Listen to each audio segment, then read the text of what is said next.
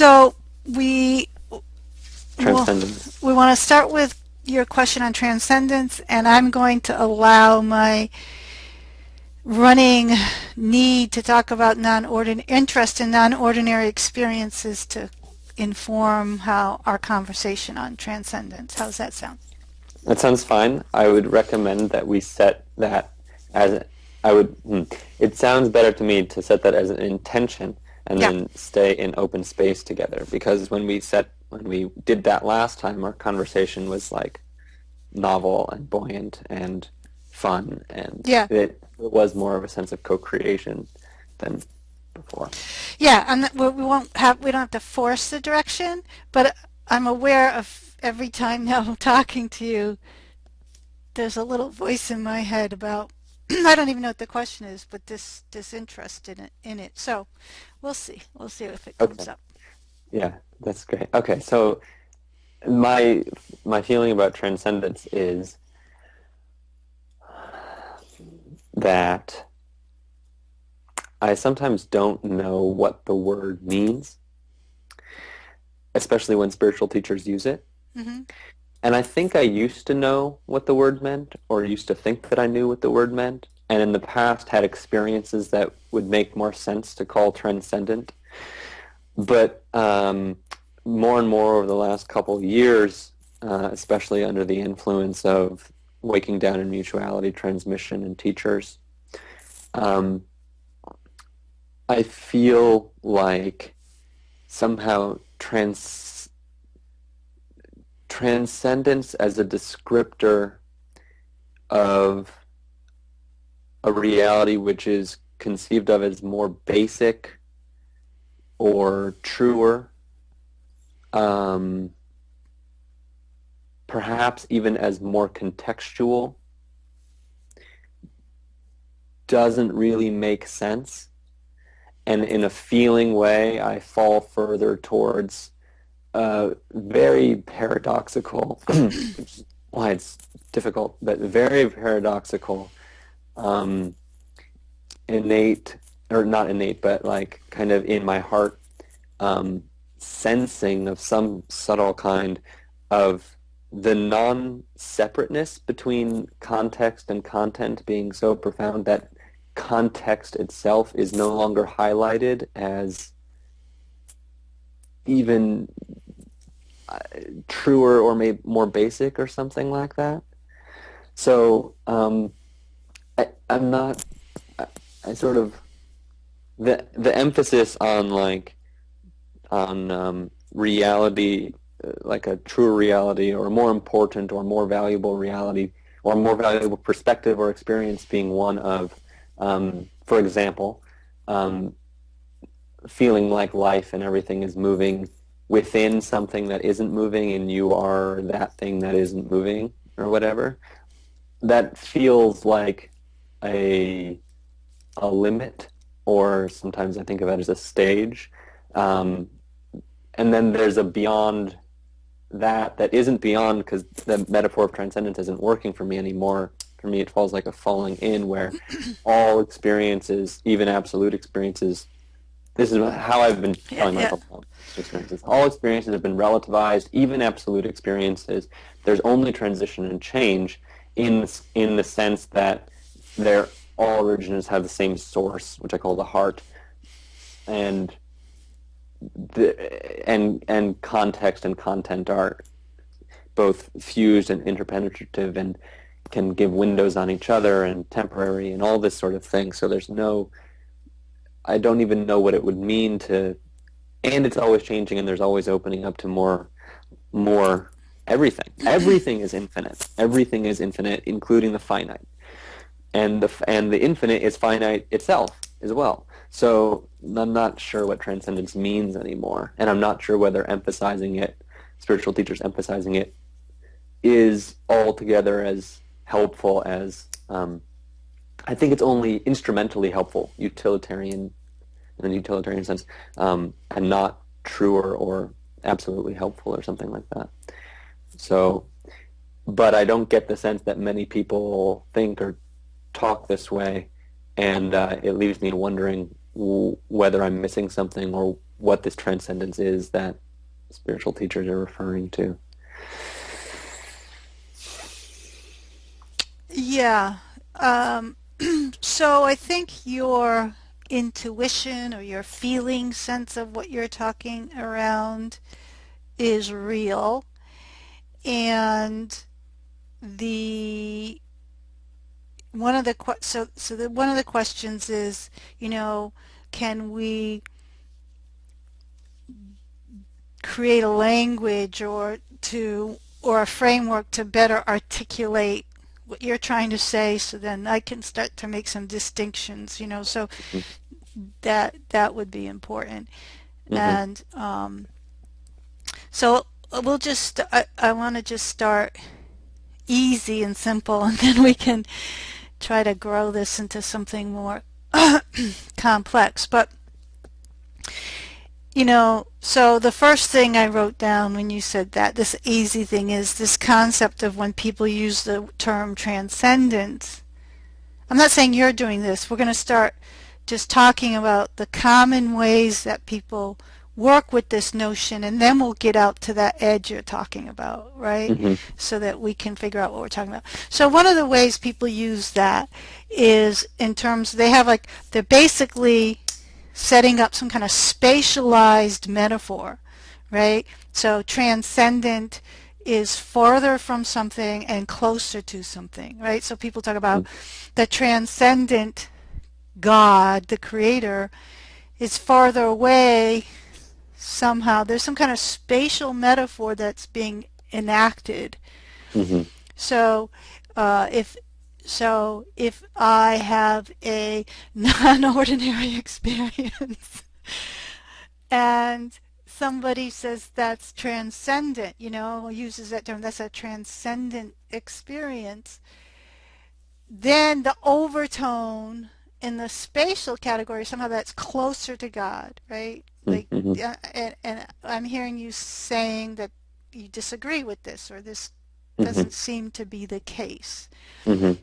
or you reject that. I mean, I reject it Hmm. too, you know. So I will say, yeah, I mean, you could categorize that as a transcendent experience, but it's not closer or further to God. You know, there's Hmm. this disentangle the spatial metaphor from it. Now, some people, that is the overtone that they're using when they use that term. A transcendent truth is somehow closer to the real truth than a relative truth, you know. Hmm. Um, so that's one use of the word um, that can create some problematic aspects of spirituality. Um,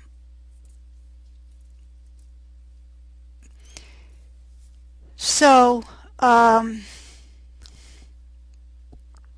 the other thing that is an experiential, I think, aspect of the term transcend.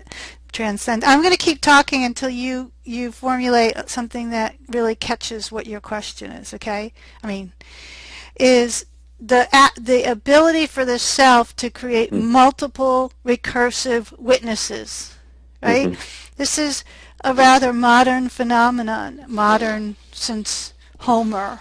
Uh, the you know, if you read Julian Jaynes and the Bicameral Mind, that was the first time that there was this ability to have a recursive personality, a self-reflection.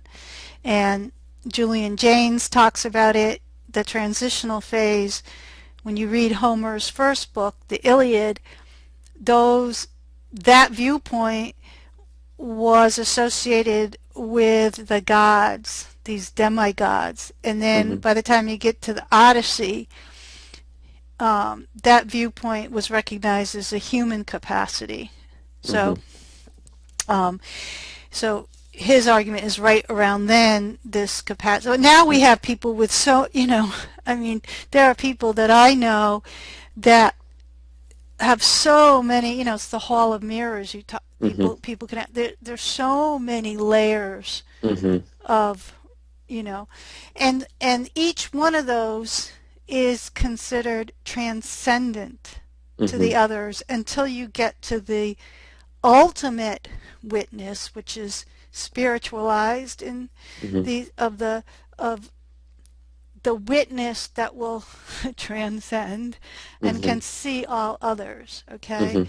so so that term transcendence has to do with this ability of the mind to create these gaps between observer and experience, Mhm. right?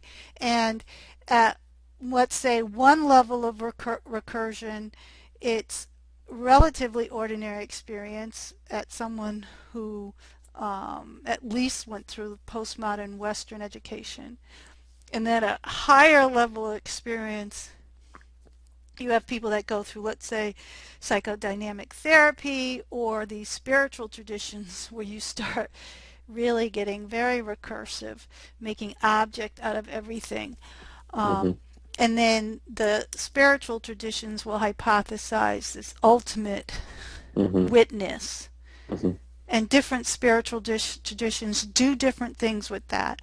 Mhm. So some spiritual traditions will talk about that as the ultimate um, I am. Um, Wilbur actually talks about the witness as the last barrier toward Yeah. one taste, right? So, Right. Right. Right. so um, now that's another way of looking at that. Go ahead. Well, I haven't that I was just thinking about that last night. I mean, this question is I'm bringing up this question now because I was reading some of Wilbur last night and thinking of that, and um, watched a bunch of Thomas Hubel this morning, interviews with him. Um, and so the question is sparked by that. And I have clarified the reason I wanted to ask the question was mostly just because I feel differently, but I doubt it, and wanted to know what you thought. Um, Well, well, and in the sense that, like, for example, if we talk about Wilbur's thing, I was reflecting that I'm actually glad that I went through a process of emphasizing, went through a period of stably emphasizing, having emphasized it being an experience of the witness, because the after that, the clarity and the perspective that came from it was still there.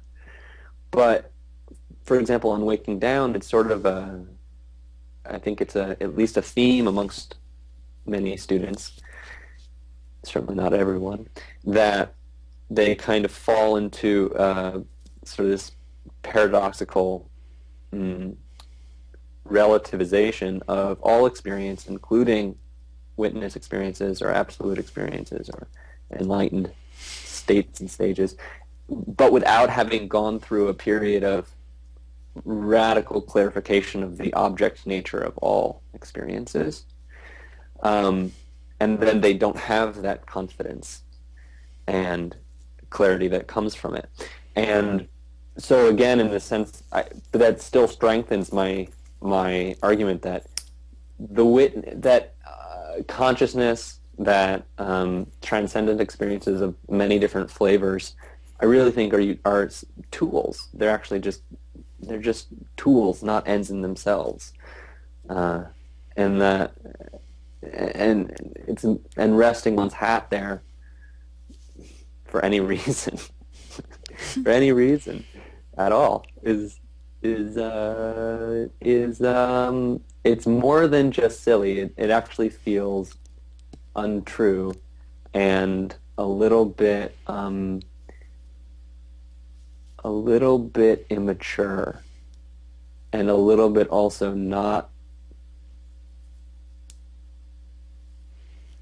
um, not it feels like a view based on that, even a realization, authentic realization, can somehow miss uh, people who aren't in there. That's hard to describe for me, but like miss people who are living a more paradoxical, um, sort of non-special experience, non-ordinary experience, and yet they are at the same time. It just doesn't show up as emphasizing the absolute, for example, or it doesn't show up as emphasizing the experience of being that which all things move through, etc. So I don't really. I would love to, hear your thoughts and Yeah, well, we're still talking around. So what that made me think of is, when you say immature or something, I think the word I would use is there's a confusion. You mm, know, you can see people are tied or lost in some confusion, hmm and confusion can be disentangled by making some of the distinctions that you're making. And so one of the confusions that I see is that um, um, you will have people like postmodern secularists, and they will argue that spiritual views are conditioned by cultures. hmm And we can understand, you could relativize all these spiritual views as conditioned hmm by cultures.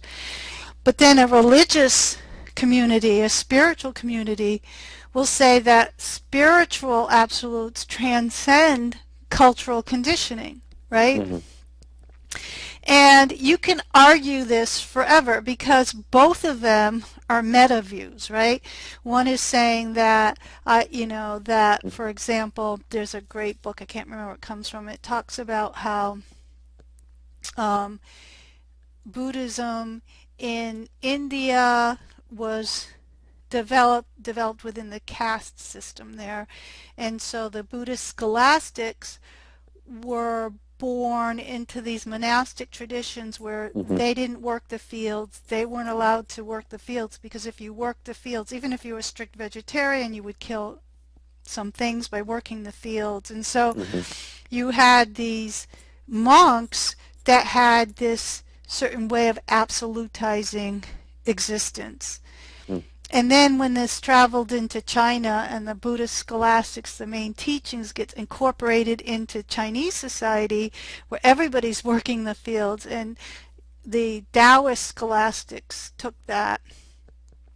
Then that became the foundation for Zen, and a lot of the Zen monastic process was to do a lot of hard labor, to watch rotting corpses. It was exactly opposite, to get as close to this imminent relative world as possible. So that would be a critique that says the spirituality develops within the cultural context. Right. But when Right. you're inside those spiritual communities, that view is a view that says all these cultural contexts are conditioned, and this spirituality transcends those conditions. hmm And the problem with these meta views is that they can each hold each other.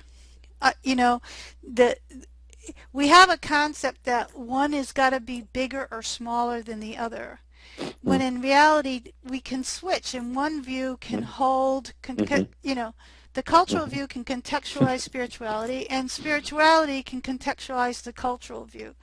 hmm This, so this seems to be the case for all meta views, meta commentaries.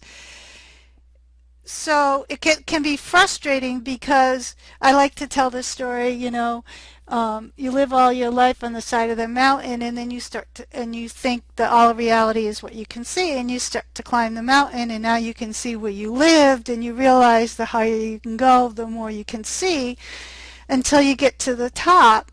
And when you get to the top, you just see 10,000 mountains, So it, there's no end to that process either, is what I'm saying.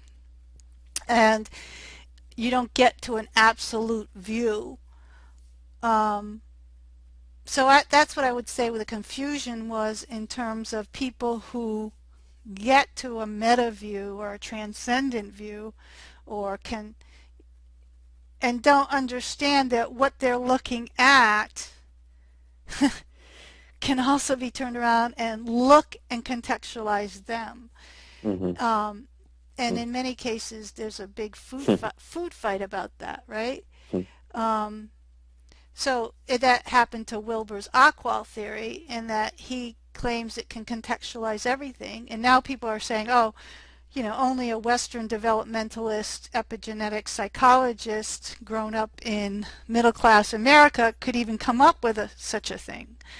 So this seems to be always the case. Um, so that relativizes all these meta views, Right, and so that was a right, little bit of what you were saying. right, Um, right, right, right. and that's only one definition of transcendence. Is the witness is the experiential version of it. The meta view is the theoretical version of it, right? My Yeah, yeah, view yeah. can see Yeah, your right. I like view. it. Uh, My view can see your view, so it must be higher, right, that right, kind of thing. right, right. So, so it sounds like you're agreeing. I'm just trying to make sure, I'm just trying to help you articulate what I think you're saying so we can move slowly Oh, I into see. Okay. where the question is. Yeah, Okay. so far we're agreeing. Yeah. Yeah. So far, yeah, that's been helpful. Yes, Yeah. I would, I Um, would agree.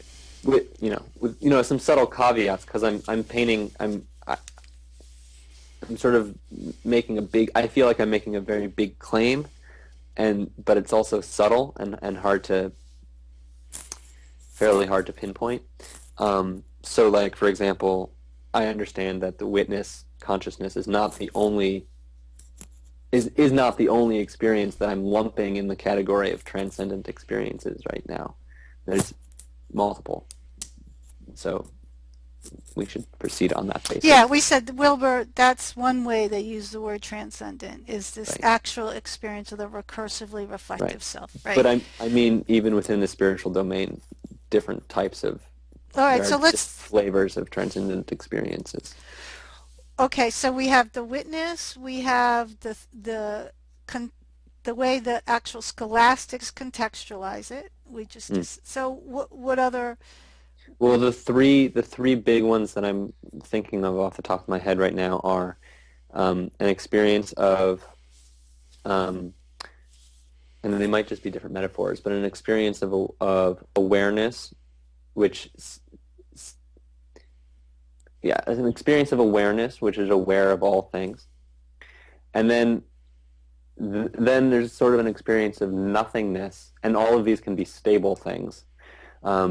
An experience of nothingness, which isn't ever really an experience, but it's intuited in the process of realizing that even awareness or knowing of anything is is somehow superseded or a very subtle, very, very subtle experience that's always in relationship to that which it's noticing. So somehow there isn't really an experience of nothingness, um,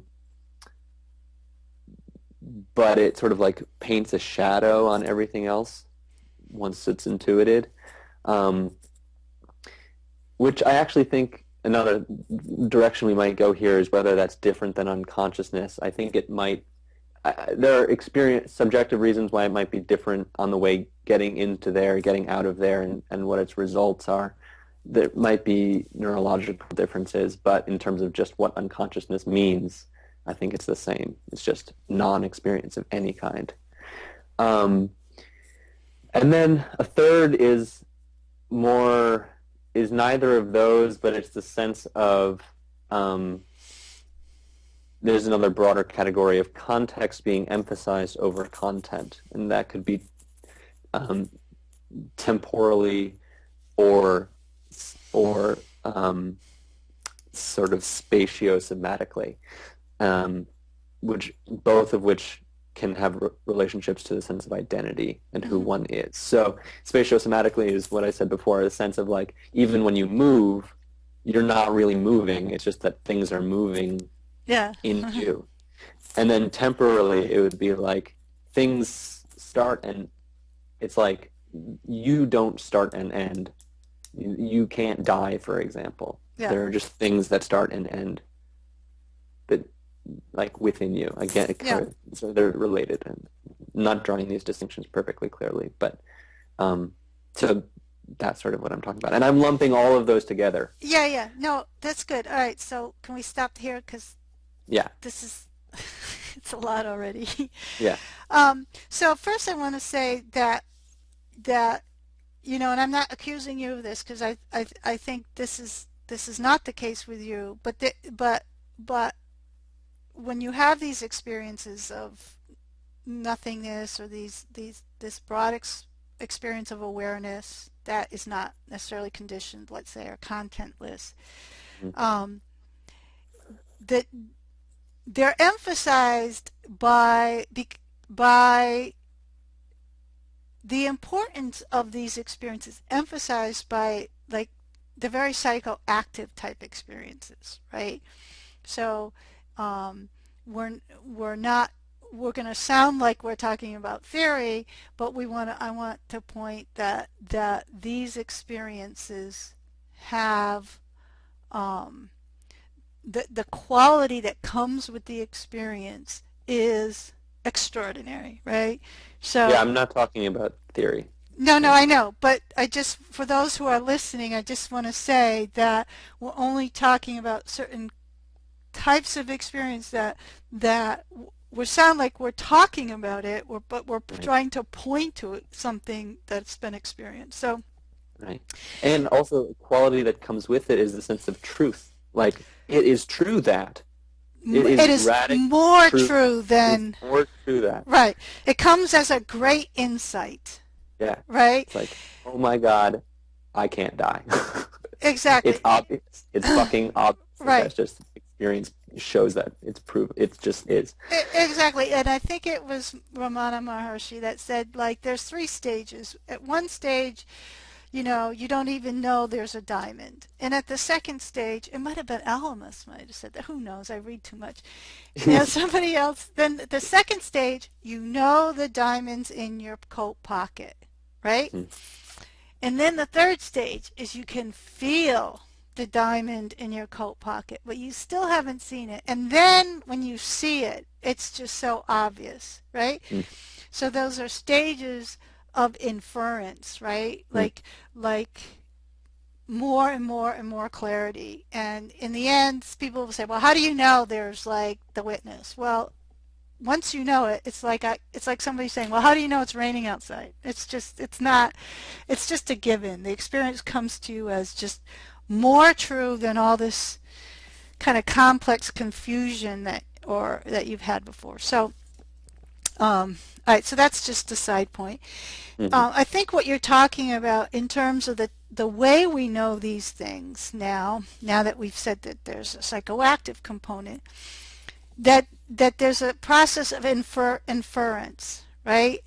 Like, so if I can see that tree over there and see that tree over there and measure between them, then I can infer from the trees, or like the stars mhm, when you're if you're navigating, if I can, that star is over there and that star is over there, I can triangulate my position, right? mhm, I can't directly know where I am, but I mhm, can infer it, right? And so this process of knowing the nothingness or knowing the mhm, awareness is a process of inferring from what is not nothing or from what mhm, is mhm, not awareness. mhm, And um, so there's a long history of teaching with that capacity of inference, um, that we know things that didn't come by reasoning, we can infer that knowledge comes through just embodied existence, mhm, right? Because I know I didn't make it up, but I know it for sure. So these are processes of inference. And um, that's a whole nother topic of the rich capacity of inference and um,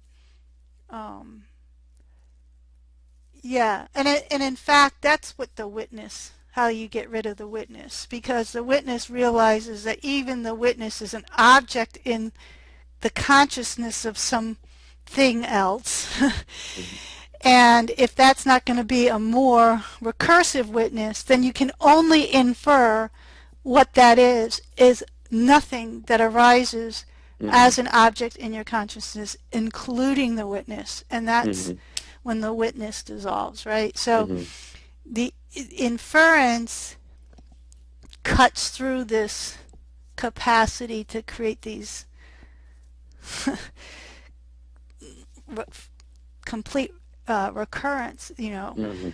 right? So, um, does that make sense? I mean, It does make sense. Yeah, I'm just confirming I that, would make a subtle question, but I would put a subtle question yeah, around the the the recognition. We don't need to go down this, but the recognition that the witness is not the nothingness, because you recognize the witness is subtle experience. The come from, the perpetual come from is nothingness or something like that. right. But it doesn't. Maybe it does for different people. I'm not sure, but that collapse of the witness always is simultaneously for me that a brightening of experience itself, so that content and everything are just very simultaneous. Knowledge and the known are simultaneous, and and so that there isn't really a separation between the nothingness and everything else too, because they have the quality of being Yeah, nothing at the same time. So it's like it's not just witness dissolves and then the nothingness can be highlighted, but it feels like it becomes very like um, non-dual simultaneously. But even there, the nothingness can be highlighted in a way that it's like, what do I really want to say? Anyway, going back to what I've already said, so we don't need to go down there. no, no, no. That was You're your, moving it along because you're that. So just the first thing we talked about inference. I'm confirming that you're moving into this long Buddhist scholastic, right? So this is right. this now we're moving again, and so one of the things you're talking about now, and then we'll move again, but I'm going slow for our viewing audience. Okay. Okay. And then when we get so we don't neither of us knows what we're talking about, then that'll be new, right? So That'll be new, right? Yeah. All right. so Good. you're Let's go. right. So now there's something unsatisfactory about inferring the opposite side of the dualistic equation, right? Right. This is what I hear you saying. So now Yeah. I infer that everything is object, so what I'm inferring to is the other thing that can never be seen. Now, Mm-hmm. it can't be a subject because a subject is also an object in the awareness of this inferred thing. So now I'm really screwed up, right? I don't Mm-hmm. know what to put. I don't know what to put on the other side of the horizon where I can only infer, right? Mm-hmm. Now, um, and I have to make two moves here. So Okay. Okay. one of the things that I've tried to do in my work is create words that are placeholders for this effect. Okay. Okay, and the words I use is in that line. Everything on one side of the line is a perspective, Okay. and then but behind that line is a view, right? Yeah, I But know. those two Yeah. things should not be seen as they're not opposites. Like Mm, that's why I don't say subjects over here and objects over mm, there because that makes this mm, improper relationship, right? mm, So now you're going to ask me, well, how are they related? And we need to create a new language to really mm, understand how they're related. mm, So that's one thing. The other thing is this is what a little bit around the same thing is if you think of all the things you're talking about now, instead of in dualistic pairs, as everything comes as a figure of ground. You were talking about context. mm-hmm, So the ground is the context, and the figure is that which is in context. Hmm. So now we're not even seeing them as simplistic dualistic pairs, right? Hmm. But you are aware that they're relativized, their relationship are relativized by this figure ground quality, Hmm. right? So now we can say, well, can we what it, now we're going to look at what is figure grounding, you know? Hmm. And if you my experience is if you look at it carefully and look at it is not witnessing it, if you know what I mean. Um, it is not an effortless activity. It is what the fundamental activity, like your eyes, seeing seems effortless, but it's not actually effortless, right? If you had absolutely no energy in your body, you would not see. And yet your eyes can only see in a certain way. They only see certain colors, and then okay, so the figure ground move is the first effort of the kind of mind we have now. Okay, so so um, I had this long talk with Suzanne Cook-Reuter about this. I said Okay. because she does this thing at the end of her workshop, her advanced workshop, well, her workshop, where she takes a piece of paper and folds it in half and then cuts a heart out of it, right? I could do it here. Do I have a scissors? Oh, come on, please. Anyway, she cuts a heart out of it, and then she asks the people, well, what do we have here? And so I can only cut a hole because I have no scissors. So we have a hole for our So she heart. goes, and actually, this is probably more like what I have in my heart center chakra than an actual heart. So we'll just go with it.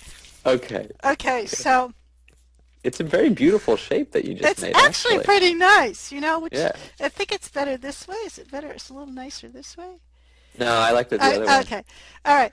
So she says, what do I have here? She says, I have the heart, the figure, right? And then I have its antithesis, the no heart, the Okay. form, emptiness. But I also have the ground, the context, right? Okay. So this is to her everything that is able to happen in. So I say, but what if that's just a temporary evolutionary aspect of mind? And it doesn't have to be like that. And so she says, she's really cool. She says, she throws the construction paper at me. She says, well, show me then. And I say, what if it's more like this? And I really wished I could have done a really neat origami, but that things get folded. I love it. Dharma combat. It's great. So that's a certain experience, right? Uh-huh. Where in this experience the object world seems to be in front of and held by the witness or something, right? Yeah. Or the subject is conventional, ordinary experience, but you see nothing's broken.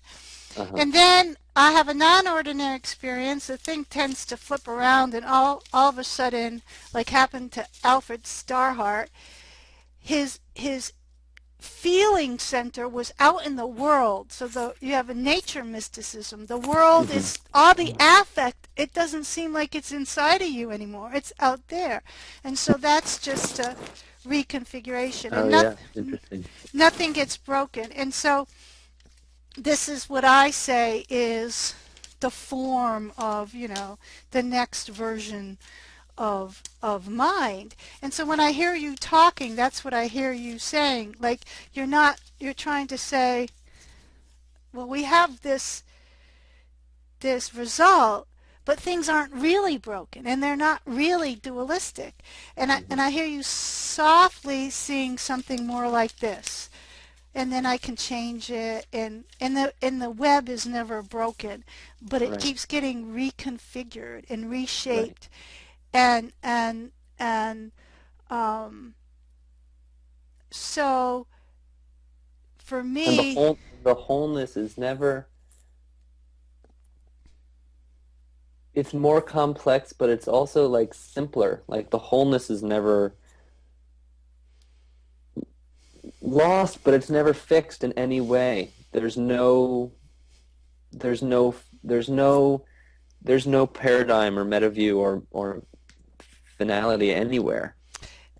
yeah, there's a meta view that can arise as a particular configuration of the whole, and then it can move and do something else, and it can Mhm. move and do something else, and it's it's a way to understand. So in my system, there's no place for the witness. If the witness appears, then it's a configuration of the whole. Right. And if the witness, it's not, there's emptiness over here and then there's the whole. If emptiness appears, it's a kind of configuration of body, mind, spirit, and experience. And that Yeah. appears like, whoa, I've inferred emptiness. So this is actually very helpful for me because part of the doubt has been, well, is this really different or is this the same thing that the, you know, Suzanne Cook-Greuter, will take her as an example, is saying, like she includes all of reality, figure, ground, and context, if we're using those metaphors. And is my real, is the whole that I'm talking about really different or more whole than hers? And so you're having the same insight, which is supportive, at least. So it helps to, Yeah, I think that language does not help us out because for 2,000 no, years it language doesn't help us out because, we've and had actually, this mind. right. Well, and that's actually a really big part of what I'm talking about here because it really is this is it's a I only get it through feeling. I only get it through feeling what I'm hearing and where people are coming from, what they're living, and what they mean by it, and their emphases and also the values that go along with their emphases. So it's mm, sometimes I have clear thoughts about it, sometimes I do not. And the clearest thoughts I have about it are come when I'm alone, which is simpler Yeah, because I just have me and my mind to deal with. But then when I'm in relationship, like in this moment with you, it's like, oh, I don't know. I don't know if what you're saying is what I'm saying, and I just have to like feel forward, basically. yeah. Well, that's why you have to go slow because we can't get distracted by language. Like if you took a transcript of this, it would just seem like something that Dada wrote or something, some kind of Dadaism or something. So you want to be careful that we're trying to feel into the experience or the awareness of this different way. Um, we could back up and this might be helpful or not. But before this mind was born, we only had this mind, and it was the mythic mind, and everything was Oh, just, it's so pretty. yeah, it just went around and around and around. Everything, eternal recurrence. Spring became summer, and summer became spring, and winter, and it just went around. And then somehow, right around Plato's time, he the mind started to work differently. It was very subtle then, and he called it diaresis. You can take, and diaresis means separation. Mm, And he thought of it as the thought of the gods. And he said, no, we can take this out, this eternal recurrence, and we can mm, see it as a myth relative to something else. mm, He made it not everything. He made it an object that was separated. That's where the dialectic comes from, the term diaresis. mm. And so I think what we're talking about is the same thing. We don't yet have the language and the community, but what is happening, the ability to see in these new ways is coming through us, not because we can talk ourselves into it. Hmm. We actually have to work at creating language that it expresses what's just seems to be happening and happening to more and more people. Hmm. And so, uh, yeah, so that to me is seems to be what this process is.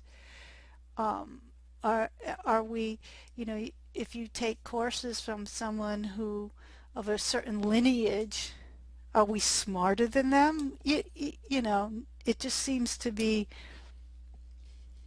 we see their teaching in a different kind of carried forward or something Hmm. that hasn't been possible before, Hmm.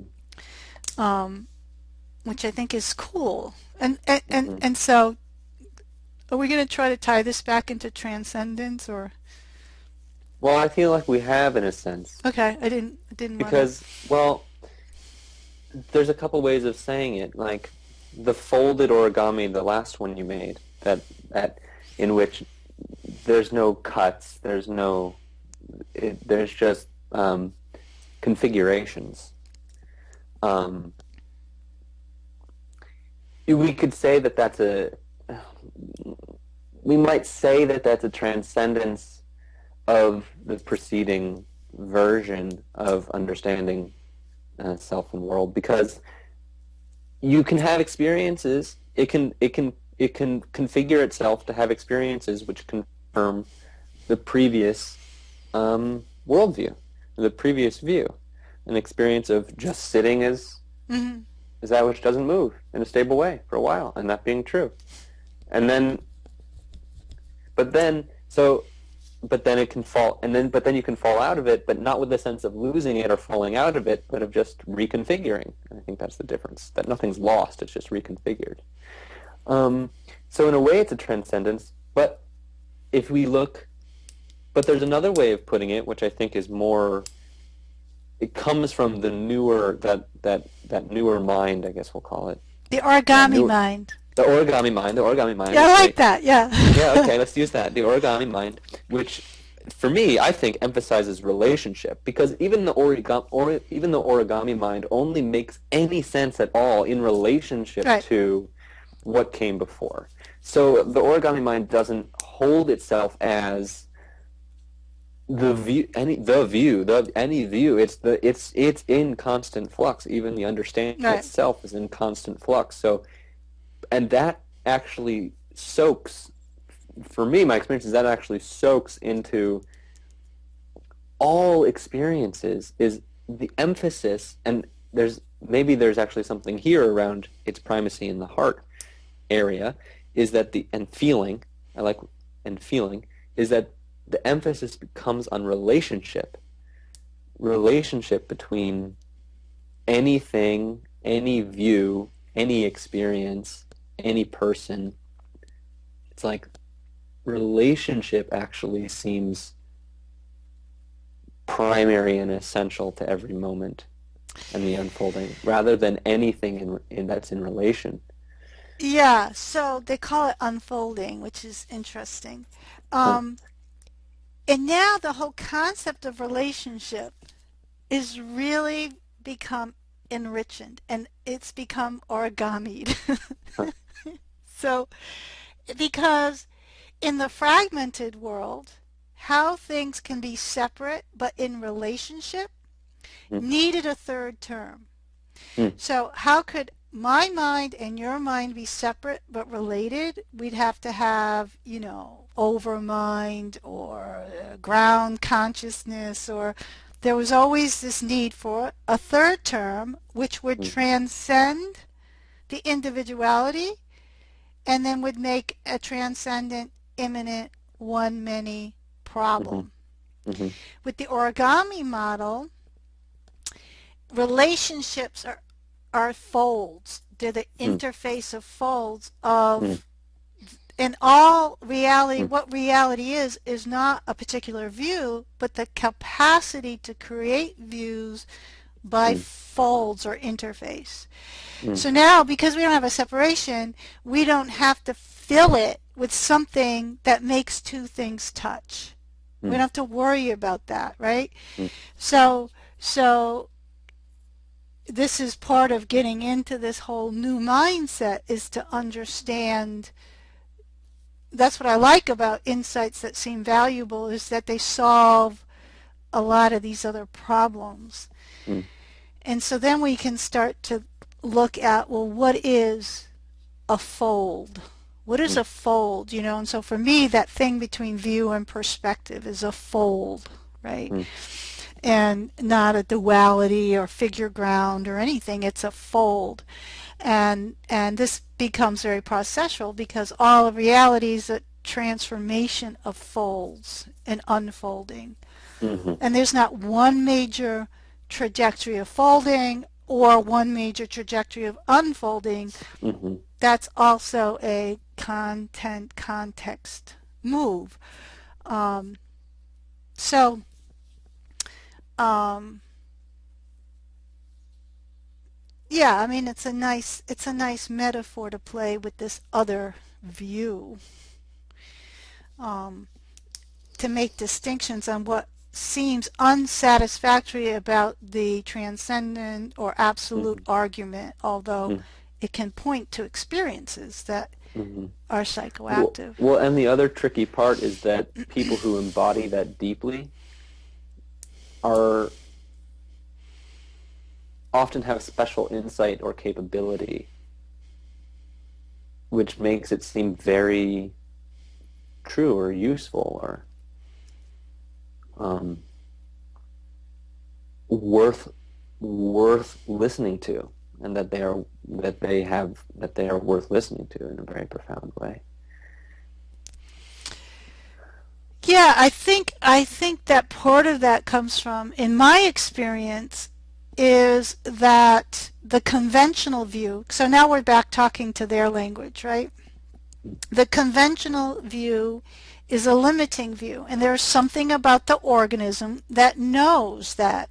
And then there's the organism's always trying to get more freedom. So if you go and you receive a transmission and you get your view switched around, right? Not that all your life you're worried that you're going to die, and then you actually see the truth in the opposite, that you're Hmm. never going to die, then because your view has become so much increased, like view for me is degrees of freedom, that Hmm. that releases a lot of um, energy and Hmm. becomes psychoactive, because for Hmm. your whole life you're in this pattern, and the stuckness is the lack of freedom.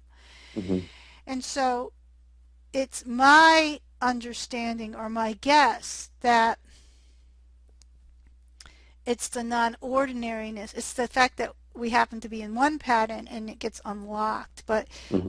if it were vice versa, I tell the story of beings who only are subtle energy beings in bliss, and then someone goes to a guru who says, oh, if you eat food and you have sex, you have this completely embodied experience. And people are like, no, that's just a myth and stuff. And then people start like actually doing the practice and having these experiences. Well, they would think that those were transcending, because what it would Hmm. transcend is ordinary experience. And it would be Hmm. equally psychoactive because Hmm. it's not what view you've moved to, it's that your view has increased degrees of freedom. Hmm. And to Hmm. me, whether you Yeah. come from one to the other is Hmm. is not the point. Hmm. So, uh, yeah. That's a really fascinating thought experiment. That's really interesting. You see, for example, Christian mystics having great success in the East for the same reason, because Hmm.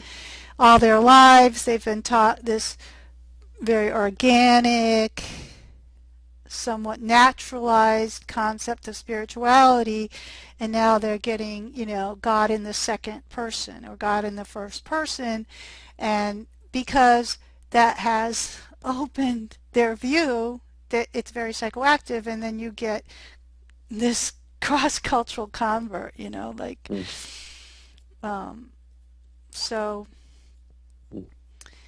um, that would be my guess.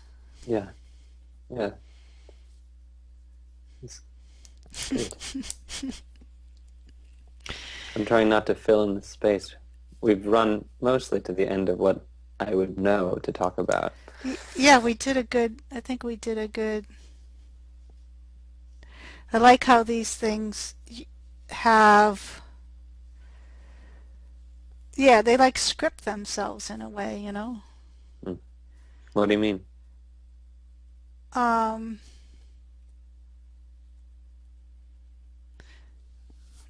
like when they're starting, and then they kind of know when they're come around to some kind of. I'm going like this because it makes me think of making pizza dough.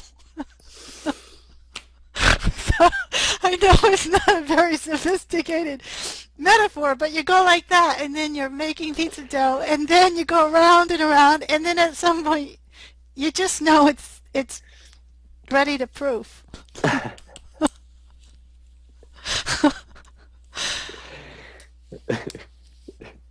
So yeah, I actually think that it comes down to an ethical question, like which understanding of reality is most makes the most space and deeply honors in a feeling way and also in a humble way Yeah. what you don't know and um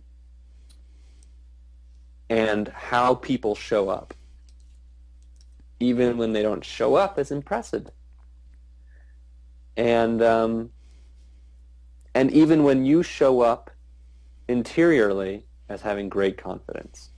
Because I think that's another experience to have. I actually, recently, I've been noticing how great confidence is an energetic that can be embodied.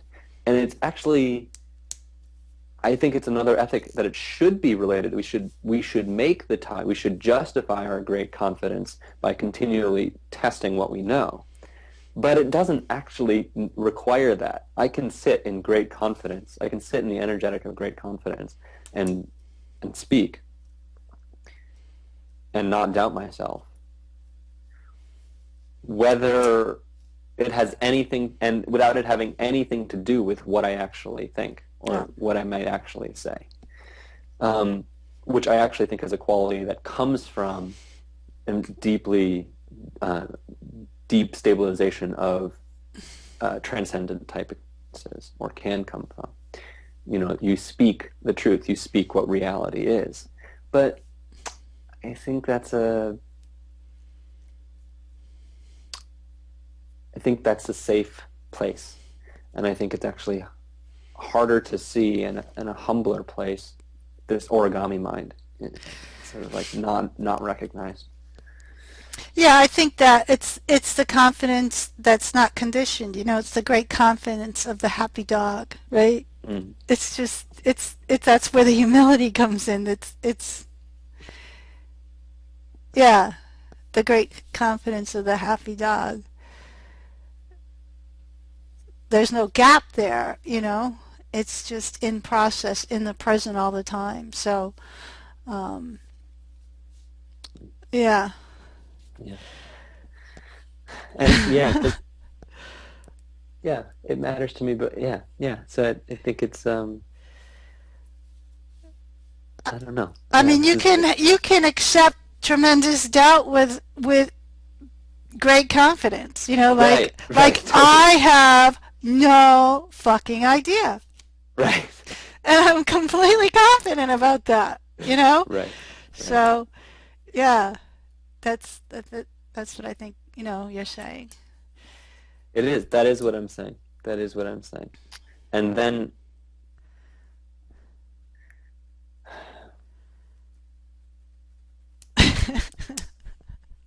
I don't know how to describe the next move. It feels like the shift from the cutout heart to the origami mind is like it only if this is something real, like again, if, it only happened for me because of transmission. I mean, it only happened to me because I hung out with Samuel Blunder, Yeah. originally Ted Strauss, another Waking Down teacher, but then Samuel Blunder, and it keeps happening. I just keep finding myself like sucked into this this sensual brightening, it's terrifying. It's like it's not where I want to go every time it happens, but it feels truer. This sensual brightening of the radical relationship and paradoxicality of the absolute and relative views. And then there's nowhere else to go.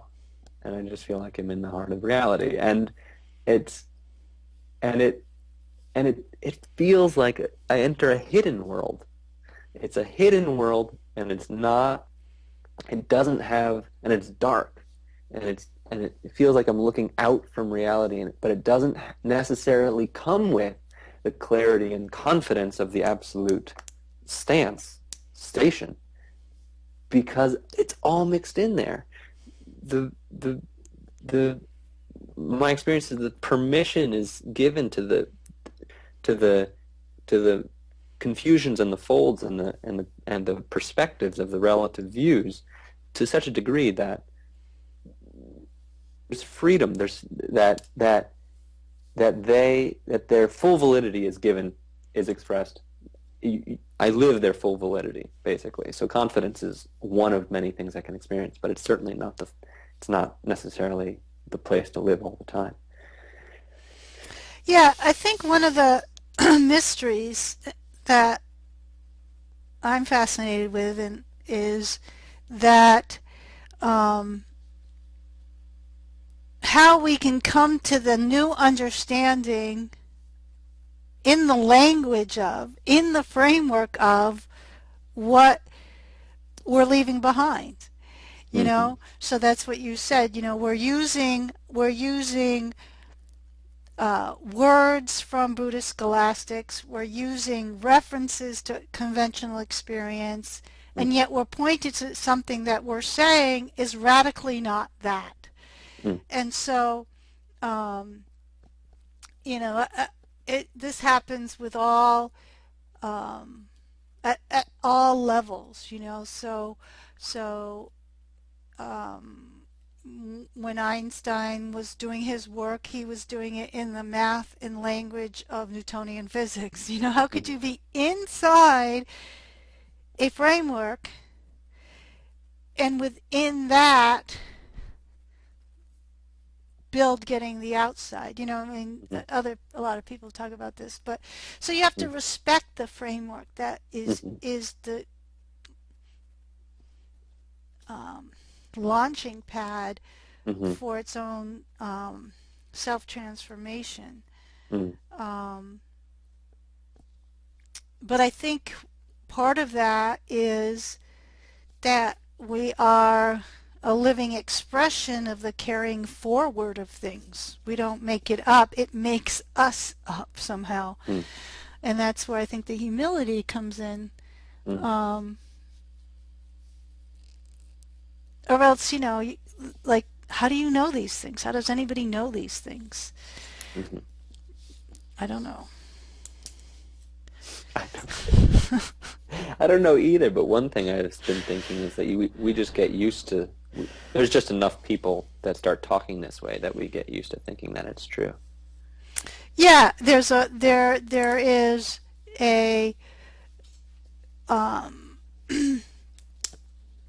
everyone, more and more people move along Hmm. into different ways of knowing it, and it's faster now because we all share the the framework it's that more people can share the same framework now, so more people can find each other moving through it. Hmm. I guess, I think it's a mystery. Oh.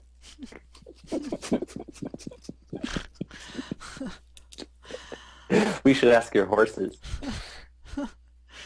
Now that, something that the whole figure ground thing I did learn from my horses Really? because horses apparently from my working with them, because they've evolved to pay more attention to the environment and not to the figure because they're Because of prey prey animals? animals. Yeah.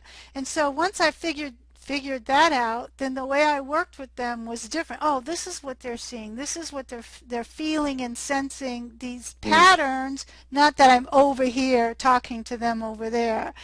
And mm, I started to understand that there were different ways of interpreting space and time and movement, and that was a figure and ground thing, and mm, then that was part of my looking at that. mm-hmm, mm-hmm. Cool. That's cool.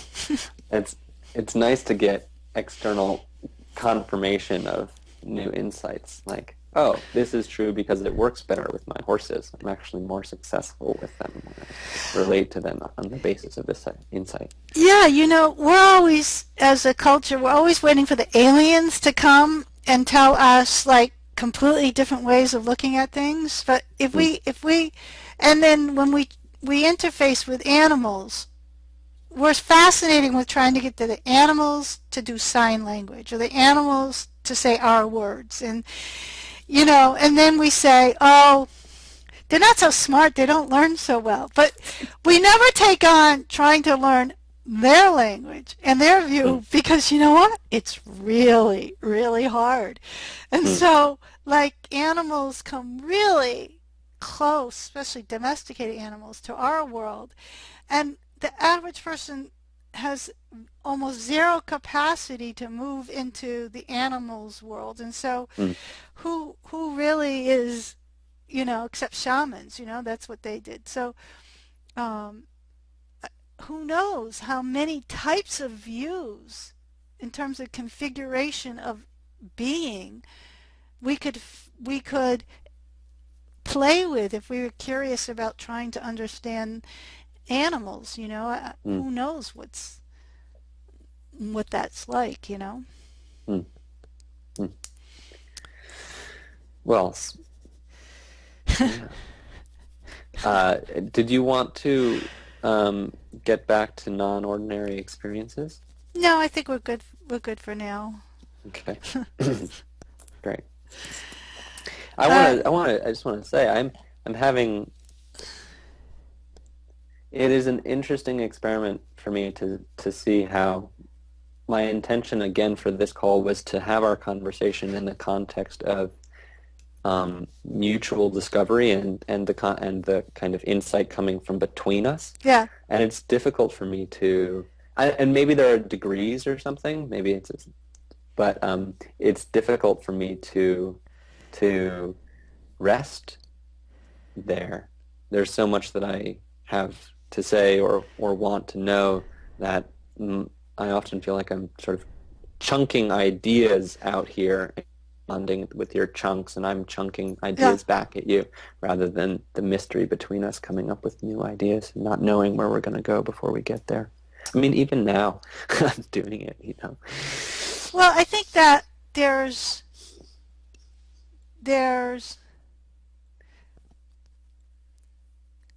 I think we're building that capacity.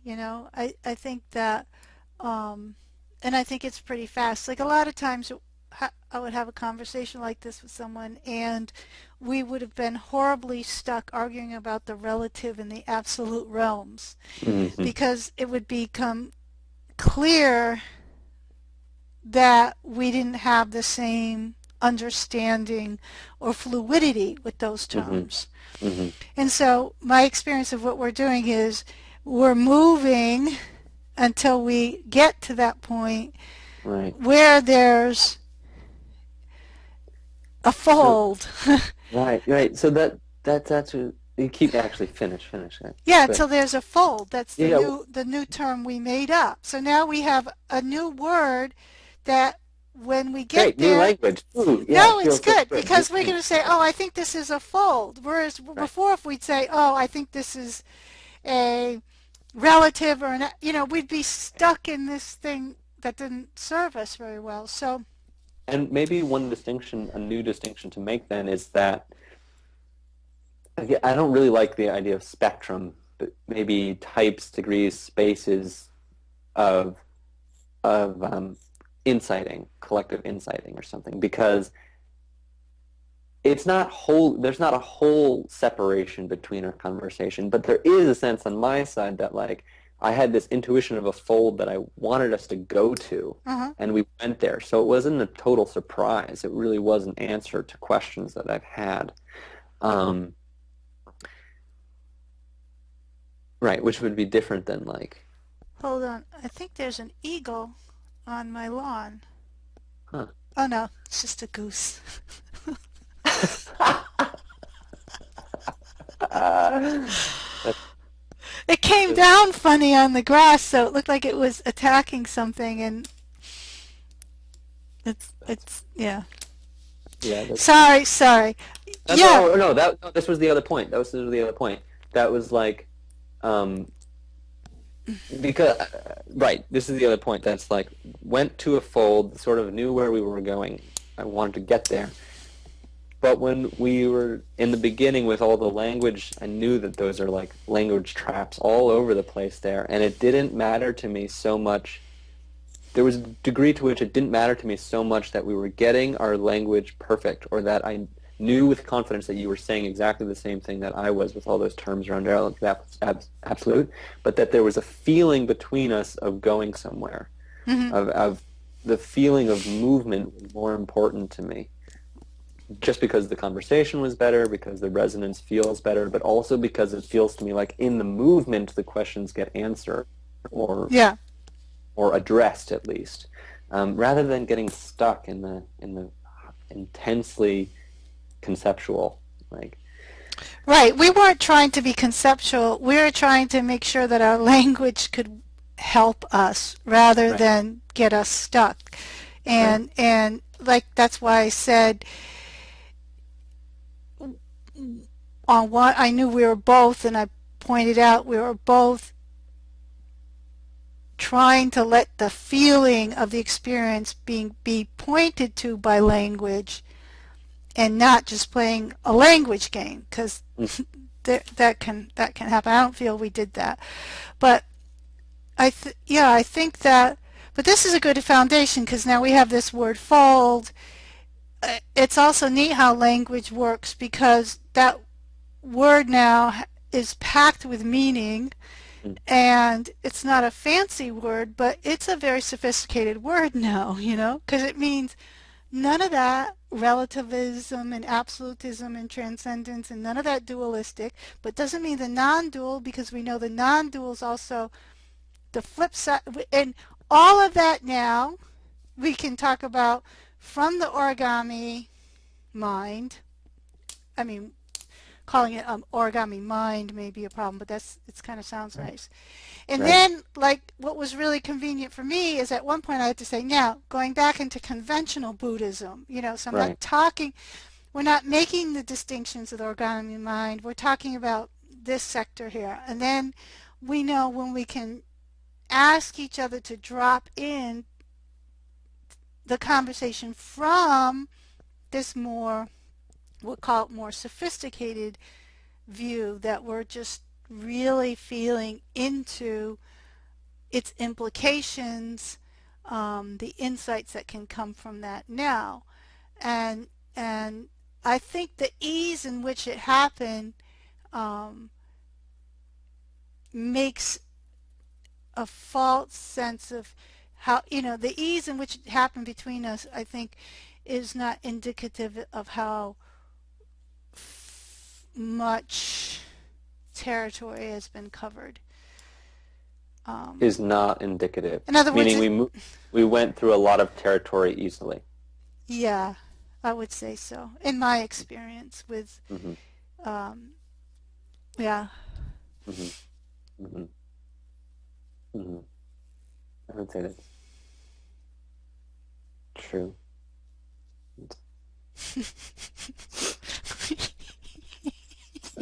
see, this is the problem with this work because you use a word and then all the problems with the stupid word Right. jump out at you. But we Right. can trust each other that we've Well, put yeah, no, that yeah, body of problems aside.